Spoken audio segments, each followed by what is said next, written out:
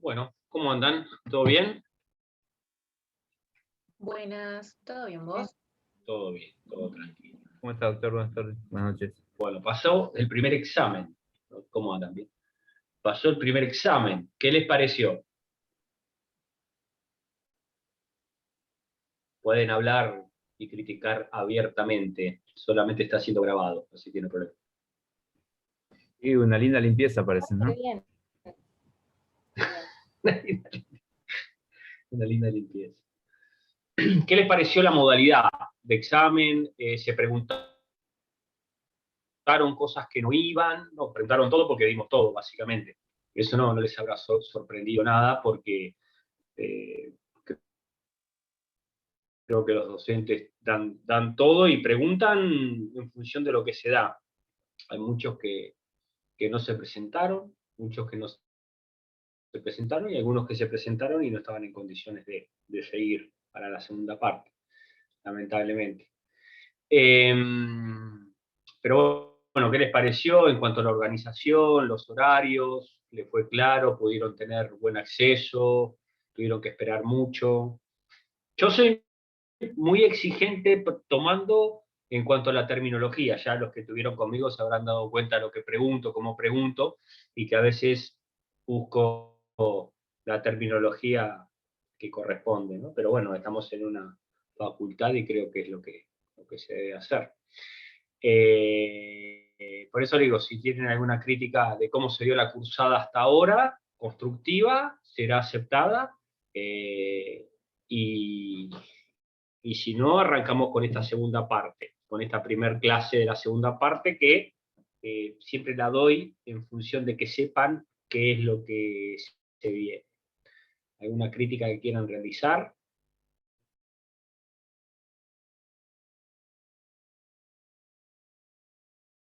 Yo creo que salió bastante organizado el tema. Yo por lo menos hice un cronograma de los estudiantes en qué horario iban a estar, para que no estén 2 o 3 horas ahí esperando a que los llamen, que es medio tedioso. Así que bueno, listo, perfecto. Arrancamos con la segunda parte. La Perdón, primera profesor, ¿puedo hacer una parte, acotación? sí, ¿quién me habló? Sí, ¿quién es? Limardo. Mariano Limardo. Sí. Sí, a ver, Para mí estuvo habilita la muy... cámara, por favor. Sí. Perdón. Para mí estuvo muy Sí, decime, acertado el Mariano. tema de... Estuvo muy acertado el tema de tener una semana... No, de haber cortado el 20 y que el examen sea el 6. Me gustó el Está poder, bien. Sí, que no haber ningún tema la más, idea es que luego llegar al examen más tranquilo. es que la idea es tener siempre una clase de consulta en el interín y que ustedes tengan una posibilidad de 10, 15 días repasar el temario, porque a veces terminás a 2 días del examen y ¿cómo haces para repasar a 2 días con todo lo que tenés que estudiar antes? Claro. Sí. Entonces la idea siempre es dar las clases y terminar. No sé cómo vamos a llegar a esta segunda parte. ¿Por qué? Porque estamos a 21 de mayo. Y vamos a tener clases hasta finales de junio, primeros días de julio, porque realmente los que aprobaron la parte más corta de la materia. Ahora viene la parte más larga de la materia. Si les pareció larga, y no lo digo en broma, lo digo de verdad, si les pareció larga la primera parte, la segunda, pero es aprobable, como toda materia de la facultad. Lo único que hay que hacer es darle tiempo, nada más. Es lo que... hoy voy a llorar. No, tranquila, Rosela, no pasa nada. Mirá, nos recibimos varios, así que es total y absolutamente dable. Lo que sí van a ver que es 2 o 3 veces más larga de la primera parte, más o menos. Hay muchas Pero acordadas. no tantas.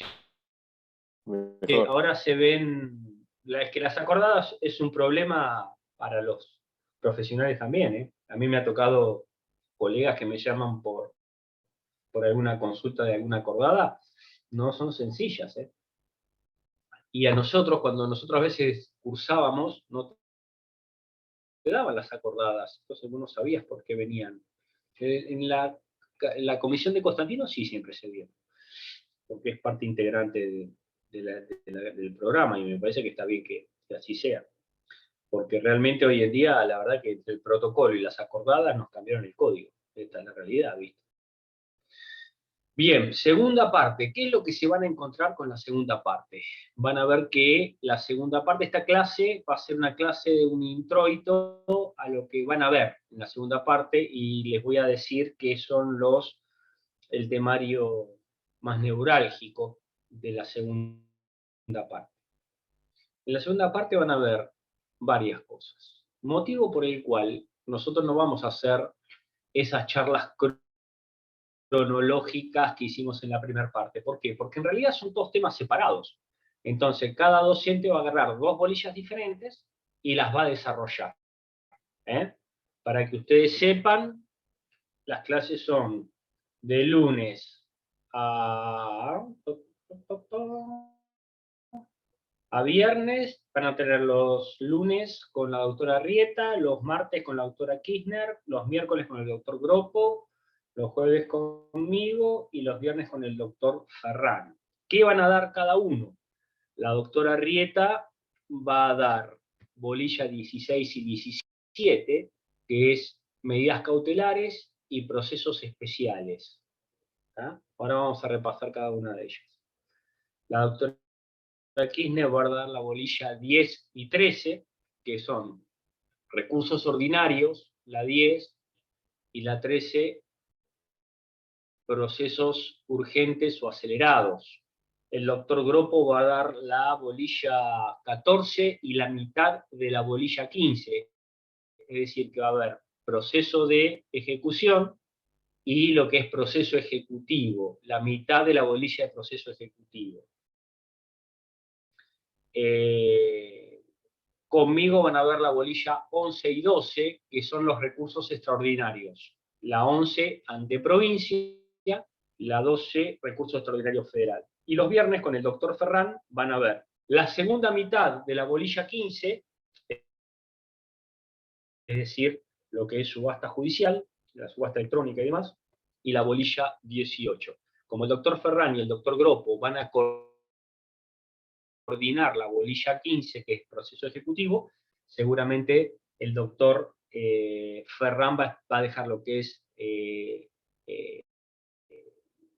subasta judicial para el último, una vez que el doctor Gropo haya dado proceso ejecutivo. Así ustedes tienen el orden cronológico. ¿Qué es lo que van a ver acá? Acá hay tres grandes vedettes, tres grandes estrellas en la segunda parte, que es recursos ordinarios y extraordinarios, juicio ejecutivo y medidas cautelares. Esas son las tres grandes estrellas que hay, pero no son las únicas. Si te va mal con un actor de reparto, por ejemplo, desalojo o proceso sucesorio, capaz que desaprobás. Pero las tres importantes, como son la prueba en la primera parte, tal vez sean esos tres núcleos que les estoy diciendo yo. Vamos a arrancar con el programa. ¿Qué es lo que van a ver ustedes a partir de la bolilla 10? La bolilla 10, la 11 y la 12 ven todo el núcleo de recursos. La bolilla 10, recursos ordinarios, la bolilla 11, recursos extraordinarios ante la Suprema Corte de Justicia de Buenos Aires, y la bolilla 12, recurso extraordinario federal. Es decir, ustedes van a arrancar viendo en la bolilla 10 con la doctora Kirchner los tipos de recursos ordinarios que hay, sus trámites respectivos,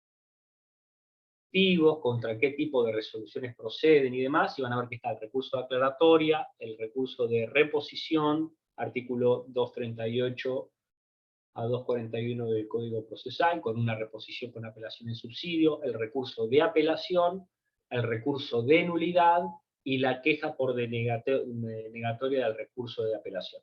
Eso es lo que van a ver en cuanto a los recursos ordinarios. Van a ver que varían los plazos, van a ver que varían los trámites, van a ver que varían ante quién se interpone, quién resuelve. Cuando ustedes estudien recursos, como es tan anárquico el tema, yo les recomiendo que hagan un cuadrito.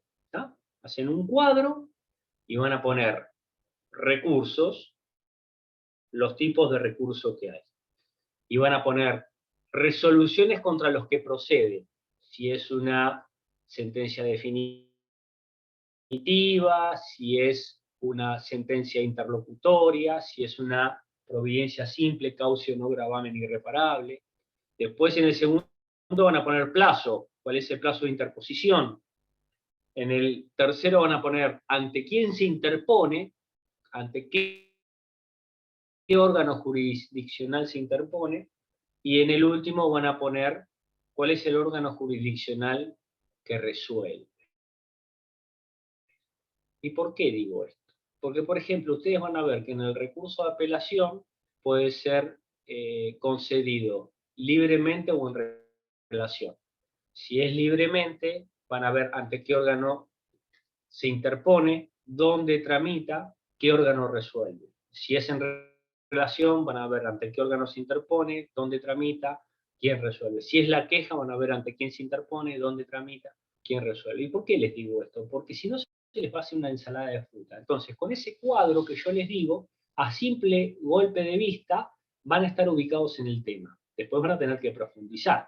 Pero si, por ejemplo, ustedes agarran el recurso de reposición, van a ver contra qué resoluciones procede, contra las resoluciones simples, causen o no gravamen irreparable. Plazo, 3 días. ¿Ante quién se interpone? Ante el juez que dictó la resolución. ¿Quién resuelve? El juez que dictó la resolución, por contrario imperio. Si quieren agregarle un listadito más, es cuando se fundamenta. ¿Está? ¿Por qué digo cuando se fundamenta? Porque el recurso de reposición se interpone por escrito fundado. Y van a ver que se le da traslado a la otra parte según si esa resolución que da lugar al recurso es consecuencia de un pedido de una de las partes o de otra, o si es una resolución de oficio, dictada de oficio. El recurso de apelación libremente, van a ver que el plazo son 5 días. ¿Contra qué procede? Contra providencias simples que causen gravamen irreparable, o interlocutorias o sentencia definitiva. Cuando es sentencia definitiva de los procesos ordinarios y sumarios, se concede libremente, si es en relación en todos los demás supuestos. ¿Ante quién se interpone? Ante el juez que dictó la resolución. ¿Quién resuelve? El superior. Entonces ya con ese cuadrito lo van a ir viendo. Y lo puede extender a los recursos extraordinarios también. La queja, plazo, 5 días. ¿Ante quién se interpone? Ante el tribunal que ustedes quieren ir. ¿Quién resuelve? El tribunal ese. Ya no se interpone ante que dictó la resolución. A lo que voy, que con ese cuadrito, todos los recursos ordinarios o extraordinarios, en una simple hoja, van a tener, por lo menos a golpe de vista, van a ser las preguntas esenciales. ¿Contra qué tipo de resoluciones procede? Plazo. ¿Quién resuelve? ¿Ante quién se interpone? ¿Ante quién se fundamenta? Si ustedes lo quieren agregar. ¿Y cuál es el tribunal que resuelve? Tenemos 3 bolillas, ahí. Ordinario es la 10, extraordinario, provincial la 11, extraordinario federal la 13. Lo que sea extraordinario, lo que sea ordinario, recuerden ustedes que están en un proceso en primera instancia, puede haber aclaratoria, reposición, y el de apelación ya pasan a segunda instancia, es decir, a la Cámara de Apelaciones. Eso es la bolilla 10. Todos esos recursos que ven ahí, más el de apelación, más el de queja por denegatoria de la apelación. Una vez que llegan a esa instancia, primera y segunda instancia, en la bolilla 11 vamos a ver extraordinario provincial, y van a ver todos los recursos que hay entre la resolución de Cámara o Tribunal de Instancia Única para acceder a la Suprema Corte de Justicia de la Provincia de Buenos Aires, y van a ver que hay 3 vías para hacerlo, que es el de inaplicabilidad de ley, o doctrina legal, o inobservancia o absurdo de la valoración de la prueba, ese es el nombre completo. Puede ser el de nulidad, o puede ser el de inconstitucionalidad o el de queja por denegación de recurso extraordinario provincial. Lo que tiene de fácil la bolilla 11 es que todos los recursos tienen la misma operatoria. Proceden ante distintos supuestos, que lo van a ver teniendo en cuenta la Constitución de la Provincia de Buenos Aires y el Código Procesal. Pero para estudiar son los más sencillos. Todos tienen el mismo plazo, todos tienen la misma metodología, con excepción de algunas cositas que tienen de inaplicabilidad. Y van a ver que los requisitos en general, los comunes son los mismos para todos, proceden contra los mismos tipos de resoluciones, los mismos recaudos formales, etc. Excepto un par que tiene inaplicabilidad que no tienen los otros. Y en la bolilla 12, lo que van a ver es el recurso extraordinario federal. Es decir, en la 10 vieron todos los recursos en primera y segunda instancia. ¿Está? En primera y segunda instancia. En la 11 vieron los que van a la Suprema Corte de Justicia de la Provincia de Buenos Aires, estos tres que le digo. Y en la 12 van a ver el recurso extraordinario federal. Es decir, para ir de la Suprema Corte de la Provincia de Buenos Aires a la Corte Suprema de Justicia de la Nación, a través de ese recurso, que es el recurso extraordinario federal, que se cuenta contemplado en principio en el artículo 14 de la Ley 48. En estos recursos, en estos tres bloques que son muy importantes, principalmente los ordinarios y los extraordinarios provinciales, en estos tres bloques, o en este bloque de las tres bolillas, lo que es ordinario lo estudian con el Código Procesal y con alguna bibliografía, más las clases, referentes al Código Procesal Civil y Comercial de la Provincia de Buenos Aires. Guarda que el de Nación establece otras cosas, a veces.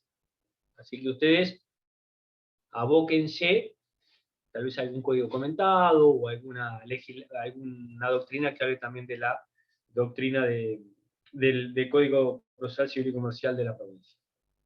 La bolilla 11 la van a estudiar con el Código Procesal y le van a sumar la Constitución de la Provincia de Buenos Aires. Además de la doctrina que yo les voy a decir. Hay algunos libros de Hitters muy buenos, y las clases, ¿no?, que les voy a dar yo. Pero el bloque normativo son esos dos. Constitución de la Provincia de Buenos Aires, Código Procesal Civil y Comercial, más artículo 31 bis de la Ley 5827. Que ahí van a ver el certiorari provincial. Y la bolilla 12, que es recurso extraordinario federal, lo van a estudiar con la Constitución de la Nación, artículo 116, artículo 117, y con el Código Procesal Civil y Comercial de la Nación, artículos 257, 257 bis, 257 ter, y el artículo 48,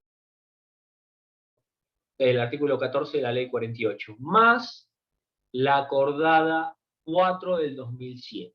Ese es más o menos el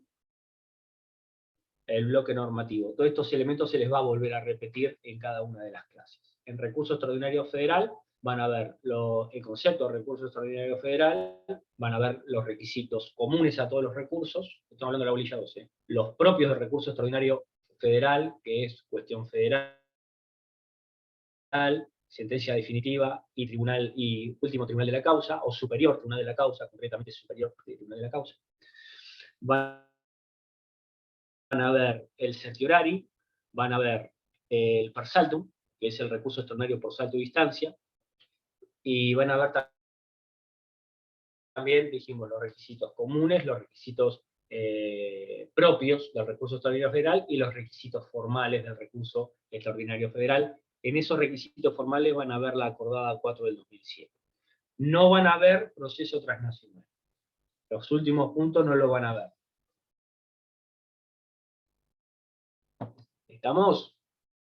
Eso se van a encontrar que yo les voy a dar. Hay un libro de Constantino, viejo, sobre recursos, que son clases desgrabadas, unos talleres que se hicieron en el año 97, 98, después hay un libro de Rojas también, tienen el libro de Hitters. Yo voy a tratar de que con las clases, código, más algunas referencias específicas doctrinarias, estén ya con todos los elementos como para estudiarlo y poder dar el examen. Porque los libros que les estoy diciendo, yo les recomiendo que los compren, pero son largos, grandes, no sé si van a tener tiempo de leer en toda la cursada. Ese es el bloque de recursos. Con eso lo van a ver con la doctora Kirchner y conmigo. A partir de la bolilla 13 vienen procesos, tipos de procesos. Los primeros procesos que van a ver son los acelerados o urgentes. Van a ver sumario y sumarísimo, las diferencias que tienen,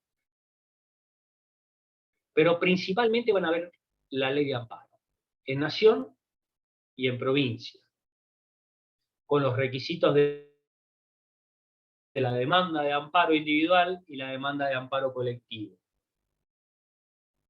Van a ver la 16986 que es de nación, y van a ver la 13928 modificada por la 14192 que es en provincia.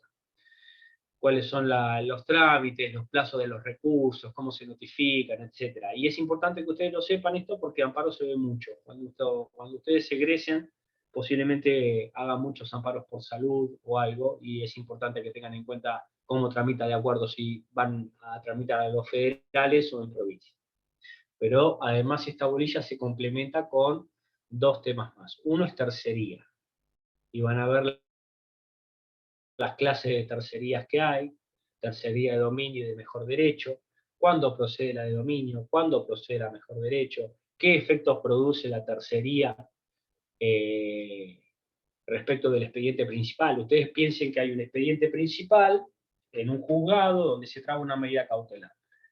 En función de esa medida cautelar, un tercero inicia un proceso, en este caso una tercería, en donde los legitimados pasivos van a ser todas las partes del expediente principal.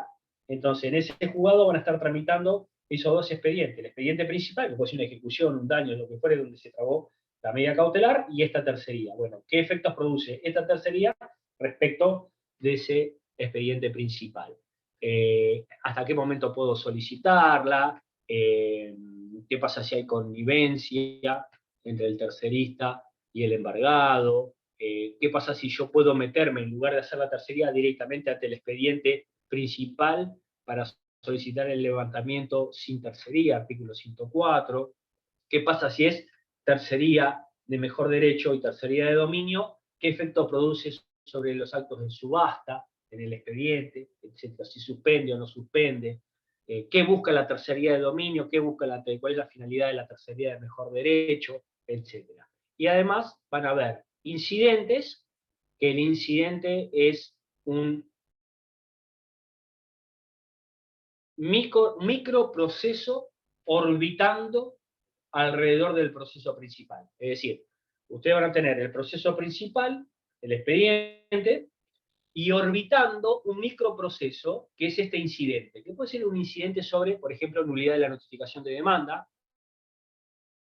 o lo que fuere, y van a ver que hay incidentes autónomos y genéricos. Los autónomos se encuentran regulados específicamente por la ley, y los genéricos se aplican del 175 al 187 del Código Procesal, y van a ver que en esos incidentes tramitan controversias que tienen que ver con el incidente principal, pero que no es la controversia principal del incidente porque esa se resuelve con la sentencia.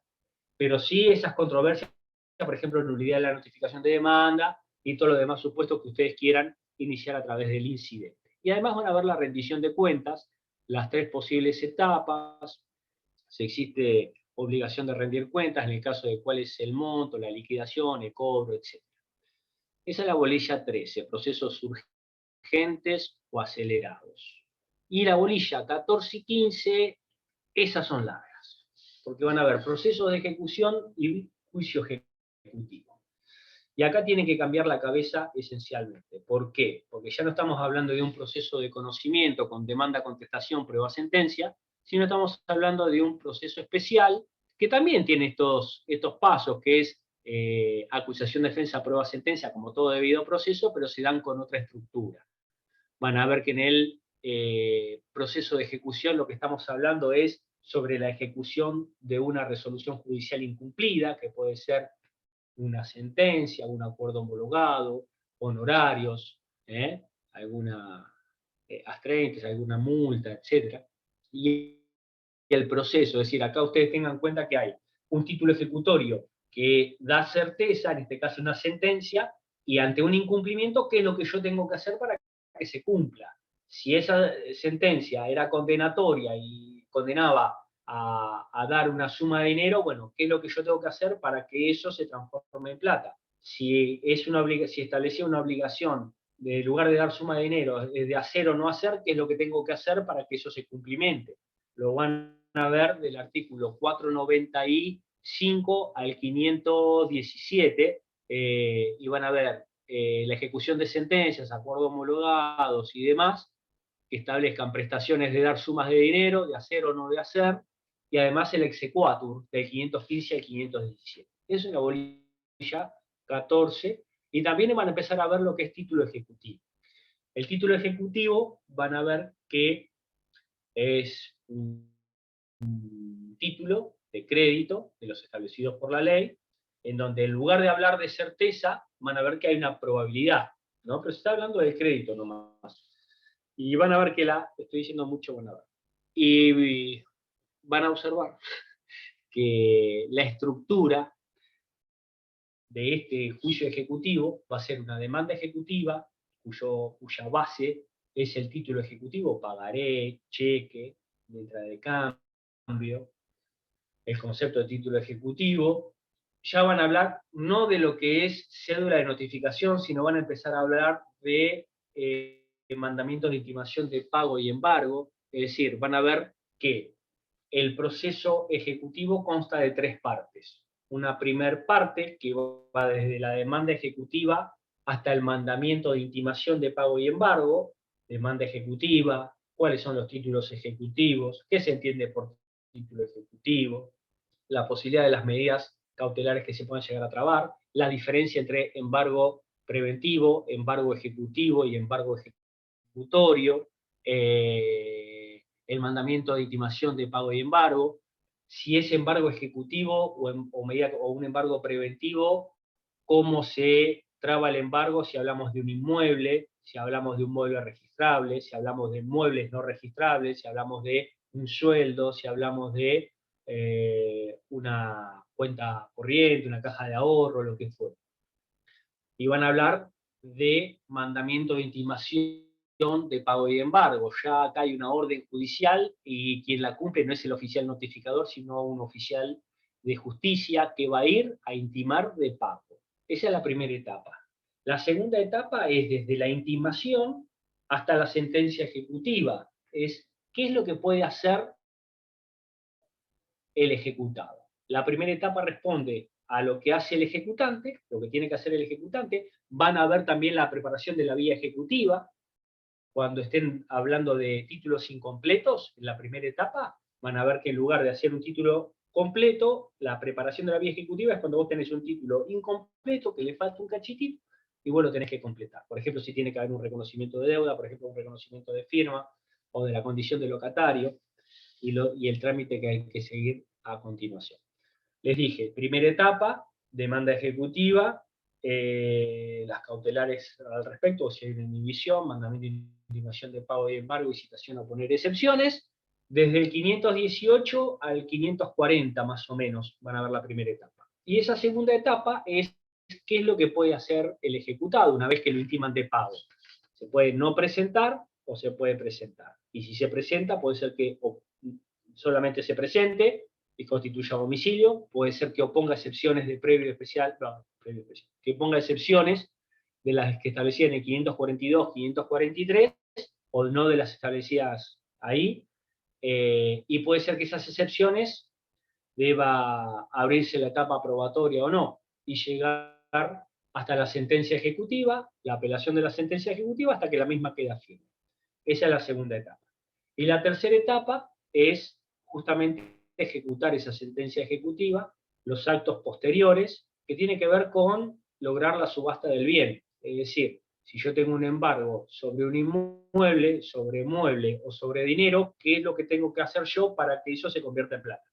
Y yo me pueda cobrar. ¿Se entendió?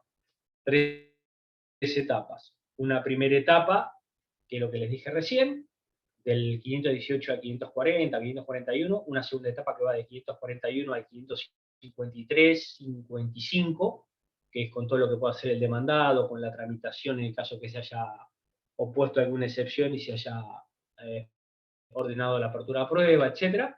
Y una tercera etapa que va de 556 en adelante, que tiene que ver con los actos que yo tengo que hacer para lograr la subasta, transformar esa subasta en plata y cobrarme.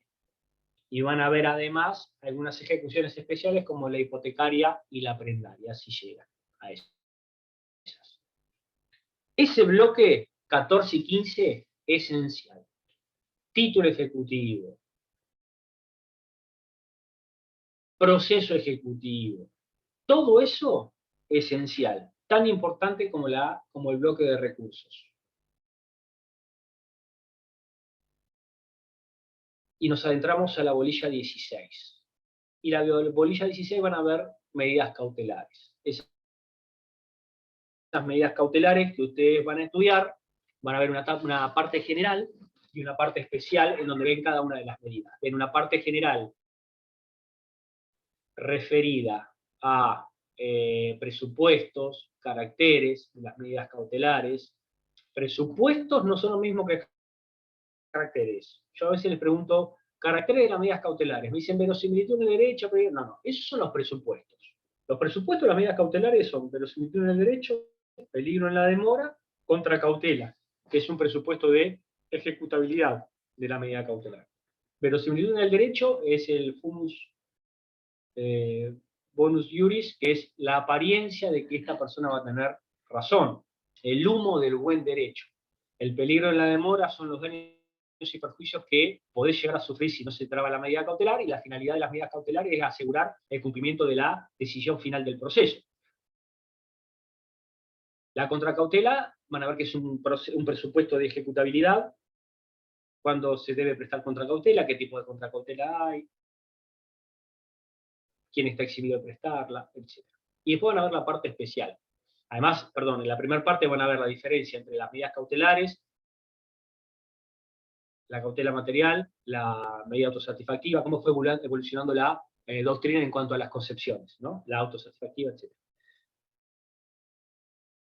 Les dije, esa es la parte general. Después van a ver la parte especial, en donde van a ver las medidas cautelares específicas. En este caso, la esencial de todas es el embargo preventivo. El embargo preventivo es tan importante, ¿por qué? Porque es la medida cautelar que mayor desarrollo tiene, y el artículo 233 dice todo lo que se regula para embargo preventivo se aplica a las demás medidas cautelares. Pero no es la única medida cautelar que hay. El embargo de preventivo van a ver que los casos en que procede, que ustedes lo deben saber para ver en qué momento pueden solicitar una medida cautelar embargo preventivo.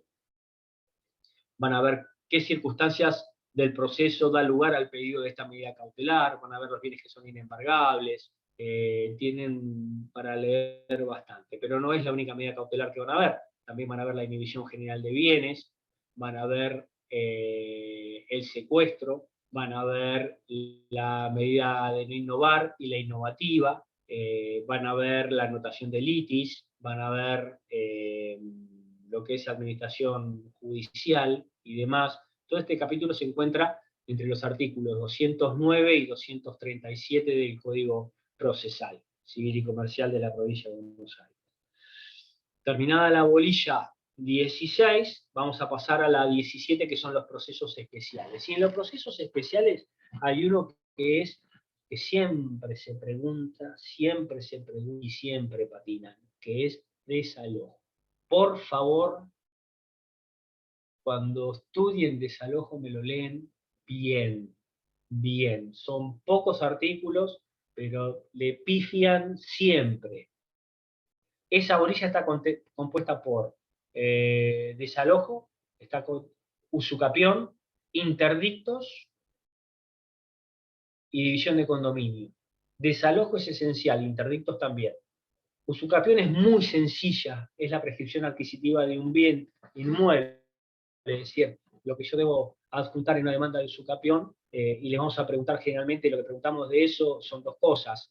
¿Qué requisitos debe cumplir la demanda de usucapión? Van a ver que además de los requisitos de la demanda se debe agregar el informe de dominio y el plano de mensura, o el plano que lo hace un agrimensor.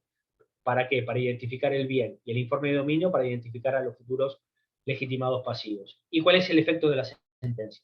Son 3, 4 artículos muy sencillos.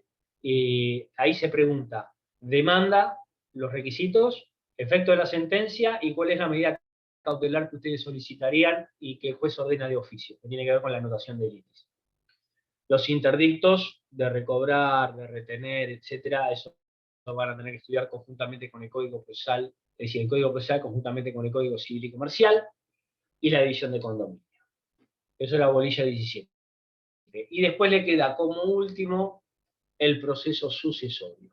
Y van a ver lo que es la sucesión ab intestato y la testamentaria. ¿Cuáles son los requisitos para la apertura de la sucesión? Cuando tramita como sucesión ab intestato y cuando es testamentaria, y van a ver herencia vacante. Dentro de eso van a ver lo que tienen que hacer desde la apertura del sucesorio hasta la declaratoria de herederos en la ab intestato o la aprobación del testamento en la testamentaria, y después todo lo que tiene que ver con el tema patrimonial del causante. Es decir, van a ver que en el proceso sucesorio la idea siempre es ver quiénes son los herederos y después cuáles son los bienes, para pasarlos a cabeza de los herederos o lo que fuere. Y ahí van a finalizar el día 30 de junio, primeros días de julio, con toda la segunda parte. Como verán, es larguísima. Yo generalmente esta clase antes hablaba 1 hora y media, pero después me daba cuenta de que les hablaba y no, lo único que hacía era asustarlos. La idea es que vean con qué se encuentran en esta segunda parte. Esta segunda parte requiere mayor lectura, requiere que le dediquen más tiempo, y además no están vinculados entre sí los temas, excepto algunos recursos tal vez, pero es fácilmente estudiable por separado. La modalidad de segundo examen va a ser oral, lo mismo que en el primer examen. Va a haber trabajos prácticos también. Y bueno, como siempre, ustedes mandan los mails a los docentes que dieron el tema, va a haber clases de consulta después, los días ya los tienen, ya saben cómo son, cómo preguntamos nosotros en el examen, pero cuidado con esta segunda parte, porque ya proceso ejecutivo puede dar lugar a una materia sola, igual que recursos. Podría darse una materia que llame recursos. La idea es que lleguen bien preparados para el final de la materia. Están debidamente advertidos para que no dejen todo a último momento. ¿Preguntas? Carlos, ¿cuándo arrancaríamos? ¿El miércoles o este lunes? El miércoles, el lunes feriado. El miércoles 26 arrancan con el doctor Gropo, que él tiene la bolilla 14 y la mitad de la 15. Es decir, que van a arrancar el día miércoles viendo eso, y el día jueves van a ver conmigo recurso extraordinario provincial. Yo obviamente los primeros 10 minutos voy a dejar a salvo de que esa primera estructura de los recursos ordinarios la van a ver con la doctora Kirchner, para que ustedes vayan sabiendo cómo se diferencia el tema. Perfecto, gracias. ¿Alguna otra pregunta? No, por favor. ¿Alguna otra pregunta? La fecha del segundo parcial no la dispone. No, la fecha todavía no la tengo. No. La verdad que ni me fijé. Sinceramente, ¿por qué? Porque estaba para finales de junio, pero no llegábamos. Siempre nosotros históricamente le decimos a los que corresponde que la segunda parte debería tener más tiempo que la primera parte. Debería tener más tiempo que la primera parte. ¿Por qué? Porque es más larga. Es mucho más larga. Lo que pasa es que la primera parte es el núcleo de la materia, que tiene que ver con el proceso de conocimiento madre, que es el ordinario, pero la segunda parte es larguísima, larguísima. Recursos, si no utilizan la tabla que yo les digo, se les va a complicar. Pero no es que sea difícil, no es imposible, no es tampoco. Lo que trato de hacer es que advertirles, ya que dieron la primera parte bien, para que puedan aprobar la materia y puedan egresar acá de la materia, si no la ven nunca más, por lo menos de acá a un tiempo hasta la práctica 1. Y se la saquen de encima. Y tachen del cronograma de materias, así, procesar civil. Yo tengo anotado para el 8 de julio la mesa del Bueno, segundo parcial. bien, buenísimo, buenísimo. Vamos a llegar bien entonces. No creo que haya un trabajo como el que hizo el doctor Constantino para la primera parte, pero seguramente va a haber trabajos más así de tercerías, de título ejecutivo, mandamiento de intimación, posibilidad de plantear la nulidad del mandamiento, etc. Capaz que algo de eso, si llegamos, se va a hacer.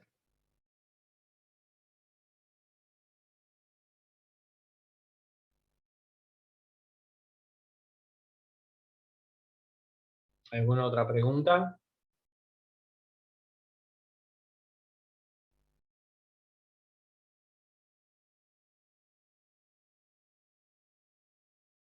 Bueno, éxitos. La idea es advertirlo siempre con lo mismo. Advertirlo no, es hacer un repaso más o menos de lo que se viene. No muchos leíamos la totalidad del programa para la segunda parte y nos íbamos encontrando paso a paso con una cosa que es enorme, larguísima. Y bueno, para ir agarrándolo con tiempo. Conmigo, por favor, recuerden, Constitución de la provincia, Código, la charla mía, yo voy a dar las referencias doctrinarias que sean necesarias, como asimismo la jurisprudencia que sea necesaria, más ley 5827, artículo 31 bis. Eso para la 11. Y para la 12, Constitución Nacional, Código Procesal Civil y Comercial de la Nación, acordada 4 del 2007, artículo 14 de la ley 48, 14, 15 y 16. Y si pueden, hay un libro de Rojas sobre recurso extraordinario federal, que ese chiquito es muy bueno para leer si hacen a tiempo. No creo que lo vayan a leer a tiempo, pero si pueden piquearlo, estaría bueno.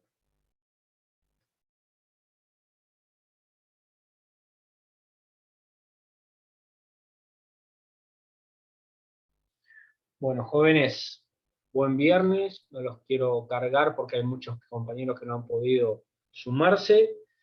Nos quedan 10 días, 9 días de estar recluidos en las casas, confinados, con alguna salidita así cerca de la casa, a fin de evitar el virus este. Aprovechemos para estudiar. Les mando buen fin de a todos. Buena semana, Carlos. Gracias. Adiós. Y que tengan una Nos buena semana y nos semana de vemos mayo. la semana que viene. Hasta Dale, luego. chau. Chao, Chau, gracias. chau. Chao, hasta luego. Bueno,